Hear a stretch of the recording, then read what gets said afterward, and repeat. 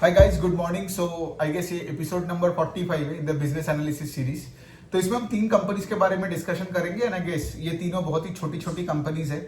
और मैं ऐसे वीडियोस क्यों बनाते रहता हूँ ताकि आपको और भी पता चले ऐसे नए नए बिजनेस मॉडल्स के बारे में हमारे देश में। अब देखिए, before I start talking about these 3 companies, मुझे एक चीज आपके साथ थोड़ा सा शेयर करनी है, ठीक है। मैं देखता हूँ कि जब भी मैं अपने अपने वर्कशॉप्स का एडवर्टाइज करता हूँ सोशल मीडिया में, स्पेशली मैं देखा हूँ जब मैं यूट्यूब में करता हूँ, ठीक है, तो मैं देखता हूँ कि कुछ लोगों को दिक्कतें होता है, ठीक है, कि लाइक बार बार क्यों बोल रहा है, या जब मैं वो प्राइस हाइक का बात करता हूँ तो लोग आके ये बताता है कि लाइक ये भी तुम बार बार क्यों हाइक कर रहे हो एंड ऑल दैट। देखो, द पॉइंट इज के लाइक मेरा प्रोडक्ट्स है, राइट, मेरा सर्विसेज है, तो अगर मैं उसका एडवर्टाइज नहीं करूंगा तो क्या तुम करके दोगे, है ना। और ये मतलब मैं बोल रहा हूँ बहुत ही एक माइनर ग्रुप है जो ऐसा करता है, ठीक है। मेजॉरिटी लोग से कोई बवाल नहीं होता है। और आपने देखा ही होगा मेरे कोई भी मतलब ट्विटर हो, यूट्यूब में, लिंक्डइन हो, so I run like all the troll free accounts, right. मेरे को कोई ट्रोल वगैरह होता भी नहीं है। लेकिन जिन जिन लोगों को मतलब जो कि बहुत ही कम परसेंटेज में है, उनके लिए मैं ये बता रहा हूँ कि देखिए ये मेरा प्रोडक्ट है, मेरा सर्विसेज है, ठीक है। तो उसके लिए तो मुझे ही उसको बेचना पड़ेगा, राइट। उसके लिए तो एडवर्टाइज मुझे ही करना पड़ेगा। कौन करेगा? मेरा काम जो है, राइट, वो तो मुझे ही आगे लेके जाना पड़ेगा। तो अगर आपको इतना दिक्कतें हो रहा है कि मेरे मेरे मेरे सर्विसेज से बार बार एडवर्टाइजमेंट करने से, प्राइस हाइक से, तो मुझे अनफॉलो कर दो। मतलब मैं आपको थोड़ी बोला हूं कि लाइक मेरे चैनल को देखना ही पड़ेगा। There are so many other players as well, right, other people out there, right, जो कि कंटेंट क्रिएट करता है स्टॉक मार्केट के ऊपर। सो द पॉइंट इज के लाइक मेरे को कि ये मत बोलना कि मुझे क्या लिखनी चाहिए, नहीं लिखनी चाहिए। एंड ये यहाँ पे स्पेशली यूट्यूब में मैं एक बात बोलता हूँ, जो लोग भी मेरे साथ ये करता है, मैं क्या करता हूँ, नीचे एक ऑप्शन आता है, ठीक है, उसका वो कमेंट के साइड में जो 3 बटन आता है, उसमें होता है कि लाइक बंदे को म्यूट कर दो और उसके कमेंट को हाइड कर दो, ठीक है। मतलब वो बंदा कभी आगे जाके मेरे यूट्यूब में कोई भी जब कोई कमेंट लिखेगा भी तो किसी को नहीं दिखेगा, मुझे भी नहीं दिखेगा, ठीक है। सो बेसिकली वही है कि लाइक आपको मैं हाइड करता जाऊंगा। एंड ये सब करके क्या फायदा है ना। बिकॉज अगर कोई मेहनत से कुछ कर रहा है तो देखो वो कैसे काम कर रहा है। इसको आप तो खुद भी रेप्लिकेट कर सकते हो ना, अपने एक ऑनलाइन बिजनेस चालू कर सकते हो, प्रोडक्ट्स बेच सकते हो। कुछ लोगों का वही है कि लाइक उनके लाइफ में इतने प्रॉब्लम्स होता है ना कि सिंपली दूसरों के लाइफ में आके उंगली करेगा, ठीक है। But any which way, I really love most of you guys. Like I think 99.9% of my audience is like super awesome, ठीक है। लेकिन वही है, कुछ 0.1% या 0.01% का बैड एलिमेंट्स होता है, तो ये उनके लिए था। अब चलिए हम लोग कंपनी के बारे में बात करते हैं। यहाँ पे विल टॉक अबाउट 3 कंपनीज, ठीक है। तो पहले हम साइन पोस्ट इंडिया के बारे में बात करते हैं, ठीक है। तो जैसे मैंने बताया कि लाइक हम पहले क्या करेंगे कि लाइक हम थोड़ा बिजनेस मॉडल के बारे में जानेंगे, उनके नंबर्स के बारे में जानेंगे और देखेंगे कि लाइक मैनेजमेंट का गाइडेंस कौन कॉल में क्या क्या दे रहा है, ठीक है। तो साइन पोस्ट इंडिया क्या करते हैं, अब जब रास्ते में निकलते हो आप देखते हो ऐसे बहुत सारे एडवर्टाइजमेंट होर्डिंग्स होते हैं, है ना। तो ये लोग क्या करते हैं, ये लोग एडवर्टाइजमेंट होर्डिंग्स एंड स्पेसेस को ओन करते हैं और उनको चलाते हैं, ऑपरेट भी करता है, ठीक है। तो से फॉर एग्जांपल एक एडवर्टाइजमेंट होर्डिंग है जो लेट्स से एक हाईवे के ऊपर है, तो इस तरफ से हाईवे में जो भी गाड़ी आएगा तो वो होर्डिंग साइन पोस्ट इंडिया का है, समझ में आ रहा है। अब लेट से फॉर एग्जांपल उसमें लेट से नेस्ले ने मैगी का ऐड दिया, या फिर से फॉर एग्जांपल एप्पल ने लेटेस्ट आईफोन का ऐड दिया, तो इससे क्या होगा, उनको साइन पोस्ट को पैसा देना पड़ता है, राइट, और उससे साइन पोस्ट का सेल्स आता है। समझ में आ रहा है, वेरी सिंपल बिजनेस मॉडल है। तो ये लोग private clients as well as government के साथ भी काम करते हैं। और आप देखे होंगे कि साइन पोस्ट का ये जो सारे आउट ऑफ होम एडवर्टाइजमेंट, सारे बोर्ड्स एंड प्लेकार्ड्स रहते हैं। आउट ऑफ होम का मतलब जैसे आप घर में बैठ के लेट से फॉर एग्जांपल अगर आपने ट्विटर में कोई ऐड देख लिया, वैसे काम नहीं है इनका। लेकिन आउट ऑफ होम जाके जो भी आप एडवर्टाइजमेंट होर्डिंग्स देखोगे, एंड होर्डिंग्स में भी 2 तरीके का होर्डिंग्स है। एक तो होता है ट्रेडिशनल होर्डिंग, मतलब कोई ऐसे एक पिक्चर चिपका के रखा है, लेट्स से एसबीआई और महेंद्र सिंह धोनी का एक पिक्चर चिपका के रखा है, बिकॉज धोनी एसबीआई का भी ब्रांड एम्बेसडर है।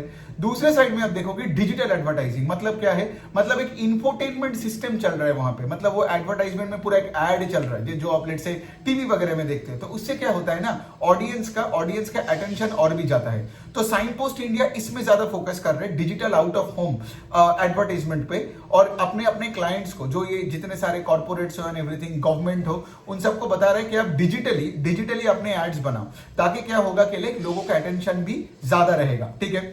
लेकिन यहां पे अभी कुछ बात मैं आपको बोल सकता हूं इस कंपनी के बारे में। इनका यूनिक बिजनेस मॉडल है।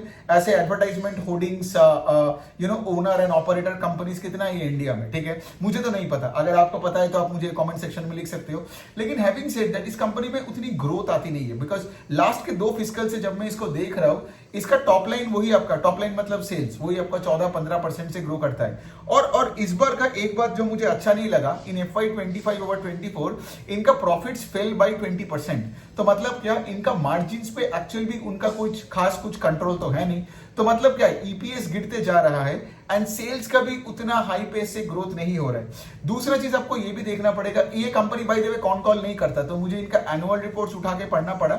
मैं लास्ट के 2 एनुअल रिपोर्ट उठाया और उठा के जो भी पढ़ा, तो बिजनेस मॉडल के बारे में आपको मैं एकदम सिंपल भाषा में सजा के दे रहा हूं। तो एनुअल रिपोर्ट में भी उन्होंने ये बताया कि इकोनॉमिक साइकिल्स के साथ ये कंपनी बहुत जुड़े हुए है ना। बिकॉज सोचिए, लेट से फॉर एग्जांपल एडवर्टाइजमेंट लोग कम कब कर देते हैं, जब लेट से फॉर एग्जांपल उस कंपनी का हालत ठीक नहीं है तो दे कट डाउन ऑन एडवर्टाइजमेंट। तो तब क्या होगा, साइन पोस्ट को डायरेक्टली इफेक्ट होगा।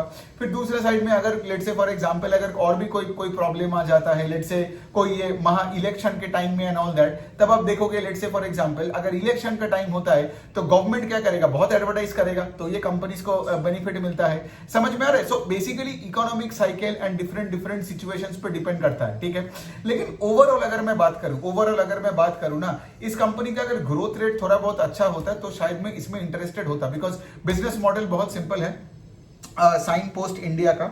और दूसरे साइड ऑफ कोर्स हमारे देश में जितना हाईवेज और ये सब ये रोडवेज बन रहा है, जितना बुलेट ट्रेन बन रहा है, राइट, मतलब जितने हजारों लोग जितने नया एक हाईवे से जाएगा, एक नया लेट्स से फॉर एग्जांपल एक रेलवे लाइन से जाएगा, एक नया ट्रेन खोलेगा and all that, Vande Bharat and everything and all that, तो उतना ही आप एडवर्टाइजमेंट का पोस्ट लगा सकते हो, है ना। तो हमारे देश का जो इंफ्रास्ट्रक्चर ग्रोथ के साथ भी साइन पोस्ट का ग्रोथ कनेक्टेड है। लेकिन वही मैं जो बता रहा हूँ, 15-16% का अगर कोई बहुत छोटी मार्केट कैप वाली कंपनी है, तो अगर वो 15-10% से ग्रो कर रहा है और उसमें भी तुम्हारा पैट का डिग्रोथ हो रहा है, so not a great bet actually.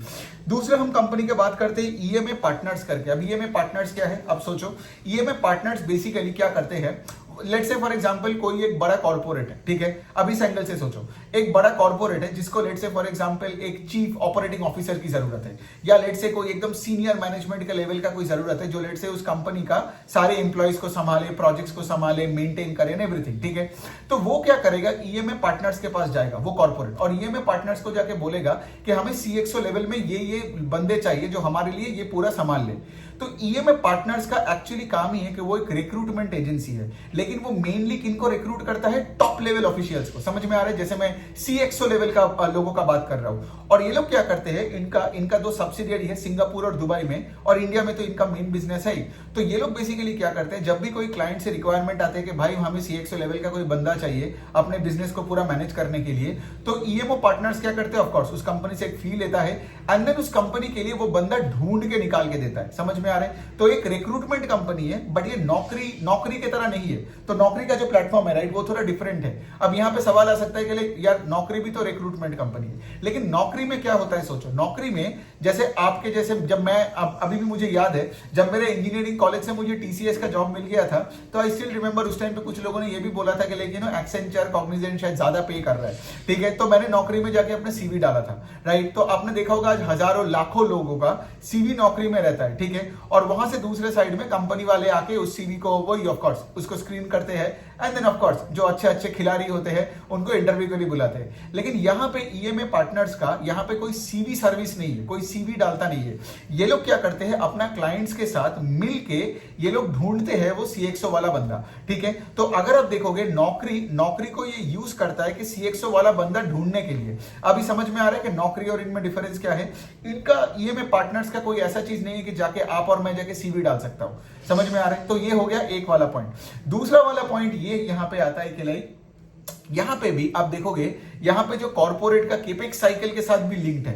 मतलब क्या, मतलब सोचो फॉर एग्जांपल जब लेट से आईटी कंसल्टिंग में लेट से ग्रोथ नहीं आ रहा है, ठीक है। तो अगर आईटी कंसल्टिंग में उतना ग्रोथ नहीं आ रहा है, पिछले 2-3 साल से आपने तो देखा ही हो, राइट। अगर उतना ग्रोथ नहीं आ रहा है तो आईटी कंपनीज भी उतने सीएक्सओ लेवल का लोग नहीं ढूंढेंगे। समझ में आ रहा है? तो फिर इनको ईएमए पार्टनर्स को यहाँ पे उनका बिजनेस इफेक्ट होगा।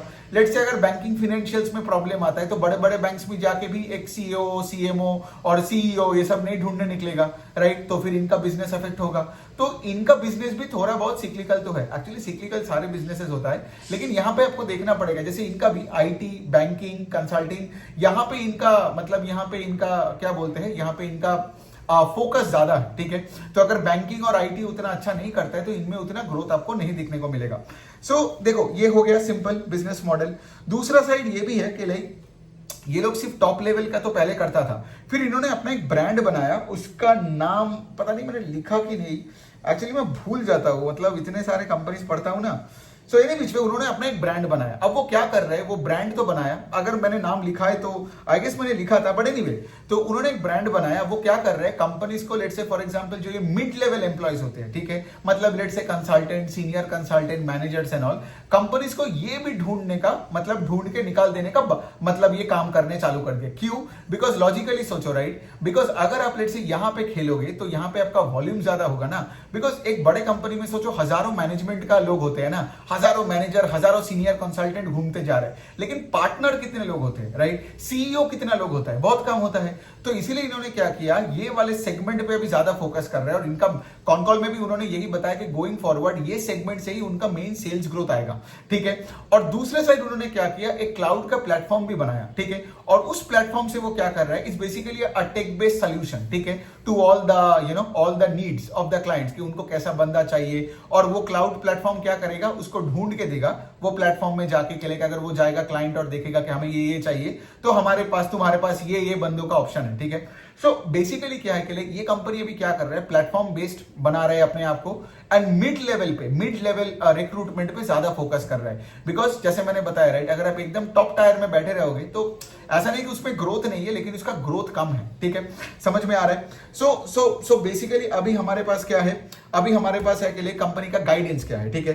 तो यहां पे देखो कंपनी का मैनेजमेंट का कहना है कि ये अगले 1-2 साल में ये 15 से 20% से सेल्स को ग्रो कर सकता है। Again a disappointing number, because again बहुत छोटी नंबर है, right. If you look at business like signpost India and all this EMA partners and all, ये अगर मैं इतना रिस्क लेके इतने छोटे मार्केट कैप में जाऊं और वहां पे भी ये लोग बता रहे हैं कि हम 14-15% से ज्यादा ग्रो नहीं कर पाएंगे, तो it's not a good sign for me. और अगर मैं ईएमए पार्टनर्स का नंबर्स भी बोलूं ना, तो FY25 ओवर 24 में सेल्स ओनली ग्रू बाय 9%, ठीक है। और दूसरे साइड में इनका प्रॉफिटेबिलिटी बहुत बहुत गंदे तरीके से अफेक्ट हुआ। क्यों?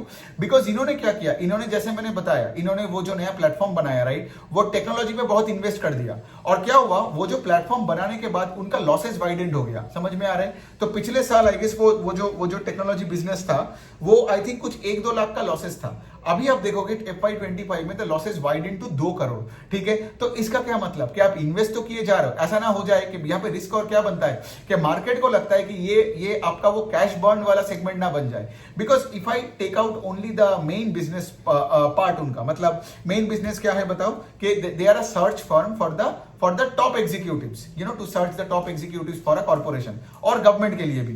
सो बेसिकली क्या है, that segment is growing between 12 and 14%, और उसके साथ साथ ये जो नया डिवीजन खोला है, इनका लॉसेस वाइडेंड हो रहा है, ठीक है। तो मतलब क्या, अच्छी बात है नहीं। और इतने छोटे कंपनी हो के भी, मतलब कॉल में जब मैनेजमेंट को यही पूछा कि लेकिन आप इतने छोटे हो और आपका तो मेनली तो एक सर्च इंजन की तरह ही है आपका बिजनेस, तो फिर भी आप इतने कम मतलब गाइडेंस क्यों दे रहे हो कि 15-20% के ऊपर ग्रो नहीं करेंगे। तो मैनेजमेंट का वही कहना है कि लाइक हम अपने क्लाइंट के साथ रिश्ता को डिपेंड करना चाहते हैं, ये करना चाहते हैं, वो करना चाहते हैं। इफेक्टिवली मुझे कोई कॉन्क्रीट आंसर नहीं मिला कि like they can grow at a faster pace, ठीक है। सो अगेन वही वाला पॉइंट है। यहां पे भी आप लोगों के साथ में एक और बात बोल दूं मैं, यहाँ पे कुछ लोग तो वही अपना रोना धोना करेगा कि यार ग्रोथ का बात नहीं कर रहे हैं बिजनेस का। देखो काम है ट्रैक करने का, कल अगर ईएमए पार्टनर्स में ग्रोथ आएगा ना, I will be the first one two deploy. तो बिजनेस पे आज ग्रोथ है या नहीं है वो मैटर नहीं करनी चाहिए, आपको ट्रैक करना पड़ेगा ऑल काइंड्स ऑफ बिजनेसेस, जिसमें आज ग्रोथ है, जिसमें आज ग्रोथ नहीं है, राइट। क्योंकि जिसमें ग्रोथ नहीं है, लॉस मेकिंग है, कल भी उसका टर्न अराउंड हो सकता है और वो बहुत पैसा छाप सकता है, समझ में आ रहा है। एंड दूसरे साइड में आप देखोगे कितने बिजनेस पे आज ग्रोथ है, कल अगर उसको अपना ट्रैक नहीं किया ये सोच के कि ये तो पैसा बनता ही जाएगा, कल अगर उसमें ग्रोथ चला गया तो आप बिना कारण देखोगे आपका पैसा उस पोर्टफोलियो में आधा हो गया। सो यही वाला पॉइंट है, ठीक है। और मेरा काम है जितने सारे ज्यादा मौके हो आपके सामने में सिंपल लैंग्वेज में रखूं और आपको ट्रैक करना सिखाऊं। यही बाय द वे मैंने अपने इन्वेस्टमेंट चेकलिस्ट का वर्कशॉप या जो पोर्टफोलियो एनालिसिस का जो वर्कशॉप किया कि कैसे पोर्टफोलियो में आप अपने स्टॉक्स को ऐड माइनस कर सकते हो, जोड़ सकते हो, काट सकते हो, एलोकेशन को देख सकते हो। तो ये दोनों वर्कशॉप ले लेना, बिकॉज इन्वेस्टमेंट चेकलिस्ट वर्कशॉप से क्या होगा, आपको समझ में आएगा कोई भी एक कंपनी को कैसे देखते हैं, कैसे पीपीटी कॉन कॉल पढ़ते हैं, कैसे इन्वेस्टमेंट फ्रेमवर्क लगाते हैं, कैसे ट्रैक करते हैं। एंड जब आपका पोर्टफोलियो बनेगा, राइट, फिर जब अगला अर्निंग सीजन आता रहेगा उसमें कैसे अपने पोर्टफोलियो को काटना जोड़ना है, सो दैट आपका पैसा प्रोडक्टिव जगह में रहे। इसीलिए वो पोर्टफोलियो एनालिसिस का वर्कशॉप भी मैंने बनाया। तो आपको एक्चुअली ये दोनों लेना पड़ेगा, ठीक है। And by the way right, अगले महीने से I am again going to hike the prices, because ये जो प्रोडक्ट्स है, किसी से भी आप पूछ लो जिन लोगों ने ये प्रोडक्ट्स को ऑलरेडी ले चुका है, they would tell you directly on your face the value that the products have, right, are far more than the price that I'm charging. So basically वही है, मुझे अपने products को सही अंजाम देना है, इसीलिए जुलाई से फिर से इनका प्राइस हाइक होगा. So if you don't want to buy it at a higher price later, आप अभी ले लेना. मैं रजिस्ट्रेशन डिटेल्स वगैरह वगैरह सब तो वो डाल ही दूंगा, राइट, कमेंट सेक्शन में और या फिर अपना वो डिस्क्रिप्शन में, अपना यूट्यूब चैनल में भी. ओके, सो ये हो गया ईएमए पार्टनर्स का. अब देखते हैं ईएमआई पार्टनर्स क्या क्या होगा गोइंग फॉरवर्ड. लेकिन कुछ अच्छा खासा तो कुछ है नहीं. There is nothing good to say for me to like say के लाइक ओके स्टॉक में पोजीशन बिल्ड कर सकता है एंड ऑल दैट. ठीक है. अब थर्ड जो कंपनी है वो इंटरेस्टिंग है, सबसे इंटरेस्टिंग है अमंग द थ्री. उसका नाम है ब्राइट ब्रदर्स करके. ठीक है. अब ये क्या करते हैं, ये आपका प्लास्टिक का सारे सामान बेचता है. ठीक है. प्लास्टिक का सारा सामान मतलब यहाँ पे क्या होता है सोचो तो, यहाँ पे ये लोग जो काम करते हैं उसको बोलते हैं इंजेक्शन मोल्डिंग. ठीक है. अब इंजेक्शन मोल्डिंग का मतलब क्या है, सोचो अगर मैं इंजेक्शन मोल्डिंग का काम कर रहा हूं, मैं हूं ब्राइट ब्रदर्स. ठीक है. अब इंजेक्शन मोल्डिंग का मतलब समझो. अब लेट्स से फॉर एग्जांपल कोई कोलगेट आता है और बोलता है कि लाइक मुझे वो प्लास्टिक का ना टूथब्रश का वो जो प्लास्टिक वाला सेगमेंट होता है, not the brush but the stick. ठीक है, वो स्टिक चाहिए. फिर कोका कोला आके बोलता है कि लाइक मुझे थोड़ा सा वो प्लास्टिक का कैप्स चाहिए. फिर लेट्स से फॉर एग्जांपल आपका हिताची आके बोलता है मुझे एसी में 2-3 प्लास्टिक कंपोनेंट्स चाहिए. यहां पे क्या है, प्लास्टिक का ही सारा माल है. समझ में आ रहा है. फिर उसके बाद लेट्स से वर्लपूल आके बोल सकता है कि लाइक मुझे वॉशिंग मशीन के 2-3 प्लास्टिक प्रोडक्ट्स चाहिए. इसका मतलब क्या कि यहां पे there are many consumer durable companies. ठीक है. बहुत सारे एफएमसीजी कंज्यूमर ड्यूरेबल कंपनीज है. प्रोडक्ट्स अलग है लेकिन है तो प्लास्टिक का ही, राइट. तो यहां पे इंजेक्शन मोल्डिंग का मतलब है कि मैं वो प्लास्टिक को गला के फिर उसके बाद उसको हीट करके मैं उसी शेप में लाऊंगा और इनको बेचूंगा. समझ में आ रहा है. तो इसी को बोलते हैं इंजेक्शन मोल्डिंग. सो बेसिकली अगर कोलगेट आता है वो थोड़ी दो टूथपेस्ट मतलब टूथब्रश का बोलेगा, वो बोलेगा मुझे 2 लाख ब्रश चाहिए. ठीक है. उसका स्टिक बना के दो. मतलब क्या, ये वॉल्यूम का गेम है. समझ में आ रहा है. तो ये लोग क्या करते हैं, इंजेक्शन मोल्डिंग का मशीन ऐसे होते हैं that they can make this precision, मतलब विथ प्रॉपर प्रिसीशन के साथ, बिकॉज यहाँ पे शेप बदल नहीं सकते हो, है ना. बिकॉज आपने देखा होगा washing machine, AC, they are not so, मतलब क्या बोले, दे आर ऐसे प्रोडक्ट्स उसमें अगर प्रोडक्ट का फिटिंग नहीं होता है तब तो पूरा प्रॉब्लम आ जाएगा.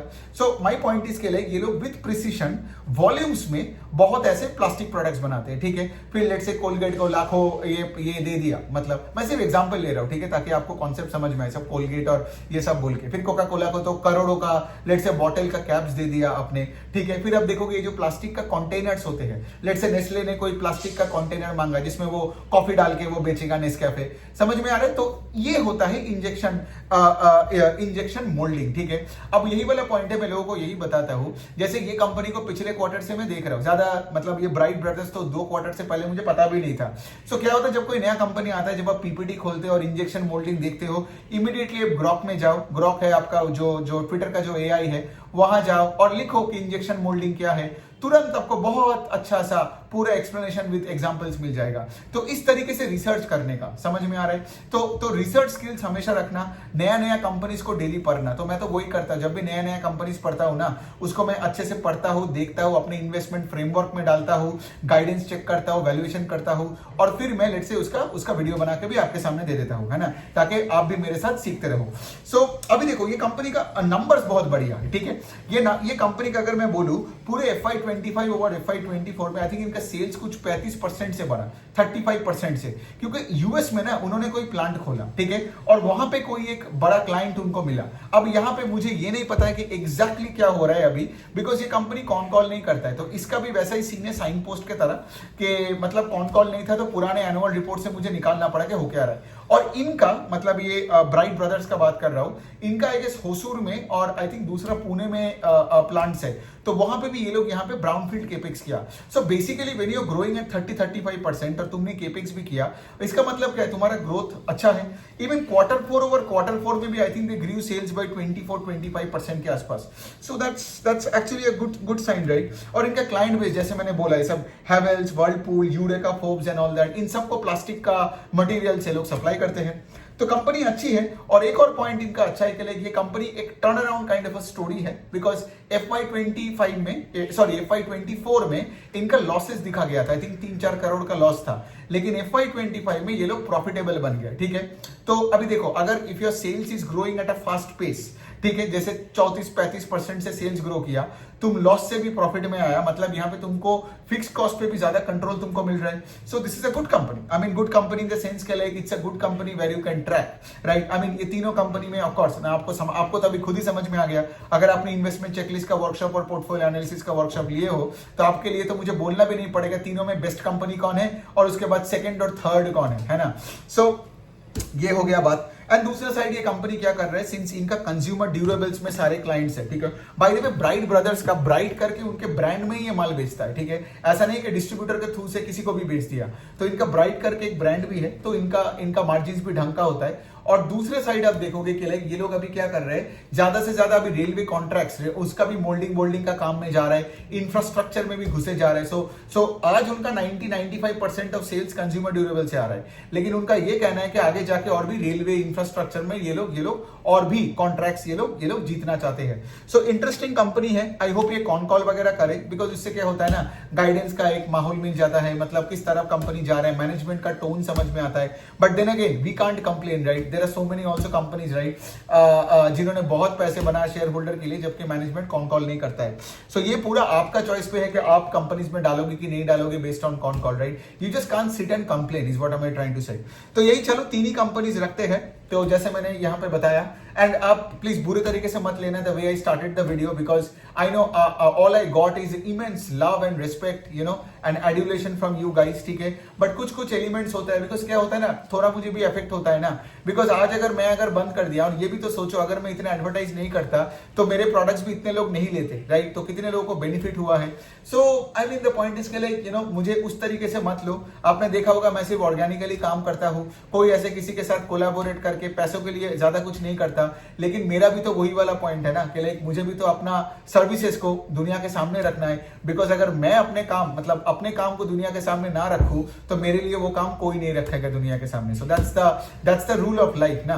So any which way, I hope आपको ये वीडियो अच्छा लगा। वर्कशॉप्स का of course registration details comment section में रहेगा, उसको ले लेने का, बिकॉज एज आई सेड कि अगले महीने से the prices will again go up, because मुझे ये जो तीन जो मेरा जो प्रोडक्ट्स है अपने वेबसाइट में, तीनों को सही दिशा में लेके जाना है इन टर्म्स ऑफ प्राइसिंग, ठीक है। Because the way I started this and the way it is still currently price is like way too cheap, है ना। सो वही वाला पॉइंट है, मुझे भी अच्छा अंजाम देना है if the work is great, because आज तक किसी ने कोई भी वर्कशॉप में एक भी नेगेटिव फीडबैक नहीं मिला है मुझे। और आप ट्विटर में जाओ, यूट्यूब में जाओ, आप देख सकते हो, राइट, जितने लोगों ने लिया है सब ने अच्छे सो लोग आके बोलते हैं कि लाइक आपका रिव्यूज क्यों नहीं है वेबसाइट में। अरे मुझे रिव्यूज चाहिए नहीं वेबसाइट में किसी का, बिकॉज पूरे ट्विटर में एंड यूट्यूब का जनता हर जगह अच्छी चीजें बोले जा रहे हैं for the programs and the workshops, right. तो मुझे अलग से उनको अभी पकड़ के नहीं बोलना है कि लाइक मेरे वेबसाइट में जाके रिव्यूज लिखो। वो अगर किसी को लिखना है तो जाके आराम से लिख सकते हो, वेबसाइट में एक रिव्यू का सेगमेंट है। बट द पॉइंट इसके लिए वही है, प्रोडक्ट अच्छा है तो लोग हर जगह अच्छा ही बोल रहे हैं। सो आई डोंट नीड एनीबॉडी, किसी को वही मैंने जैसे किसी को पकड़ के ये सब नहीं करना है। So any which way, I hope आपने सीखा। ऐसे छोटे छोटे और भी बहुत सारे कंपनीज है मेरे पास, I think I have another 8-10 names. देखता हूँ, शायद मैं एक और वीडियो बनाऊंगा और उसमें बना के मैं वो सारे कंपनीज को भी कवर कर दूंगा, तो मजा आएगा, सबको आएगा। बिकॉज दीज कंपनीज छोटे छोटे कंपनीज, इनके स्कोप है, ग्रोथ आज शायद उतना ना हो कंपनीज का, लेकिन जो स्कोप वाले कंपनीज है जिनका स्केलिंग हो सकता है अच्छे से, मैं वही कवर करता हूं, so that you can also track them with me. Thank you so much.